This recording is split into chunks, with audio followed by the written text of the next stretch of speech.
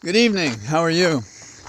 Well, yesterday I was kept so busy I didn't have a chance to do any walk and talk, and so today I can, although I've been busy again.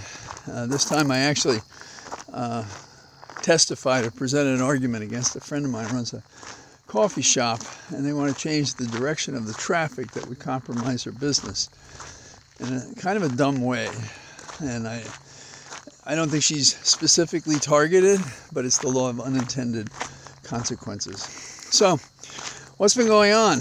Well, Trump has dropped his removal bid in Atlanta, in which he hoped to do better than Meadows did by saying, hey, I'm an official, and I should be able to interrupt and interfere with an election that I'm in to shift the votes from Biden to myself. So I guess they figured that argument wasn't going to fly because they couldn't be part of his official action to actually try to overthrow the government to win an election he lost. So there's that. There's another appellate court ruling. Well, that first one was a decision by the lawyers. But there's an appellate court ruling in New York that in the fraud case that's being brought by the AG, that Trump is going to have to go to trial on Monday. So he's not happy about that.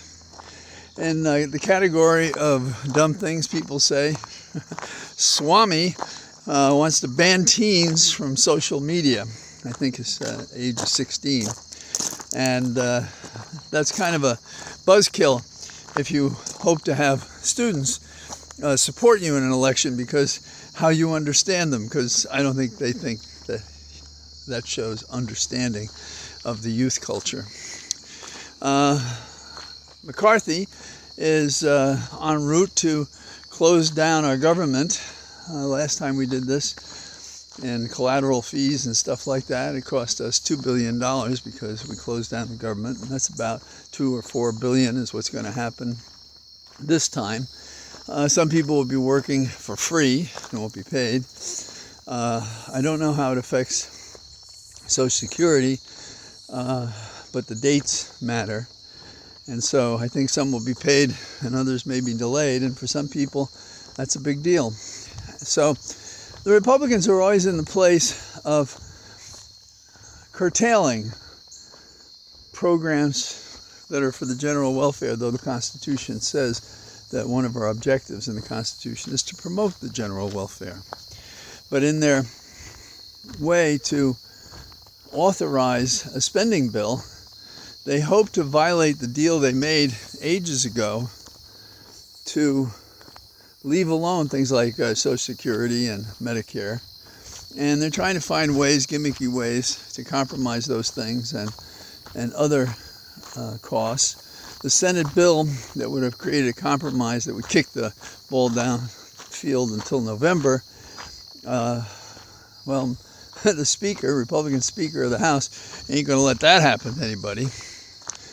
It's encouraging that Biden, in the same week, has given a powerful speech on behalf of working men and women. And for that, I think we should feel grateful that hopefully he's found his leadership. Like in the last election, he found his pathway in the soul of America, compromised by what happened in Virginia, and so Charlottesville. And now he's found it for the working men and women, and I think that's true because he was close to it as a young man. But, you know, some of these old memories stay with you. And he's given a second speech in which he's rallied America for democracy and spoken out without naming him Trump. And that was a very powerful speech.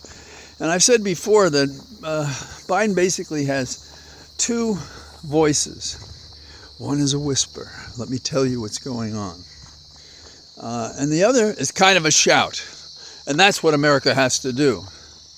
But he had a third voice, which I hope he realizes he has, that I think captured a feeling he has about what America is, not just as a soul, but as a governmental construct that assures representation of the people and some sort of fair deal, square deal, new deal for everybody in the tradition of the best Democrats who've ever held the position of president or any other office in America. So it seems to me he's reaching for these things, and I think in part he responds well in crisis and in adversity, and he has both.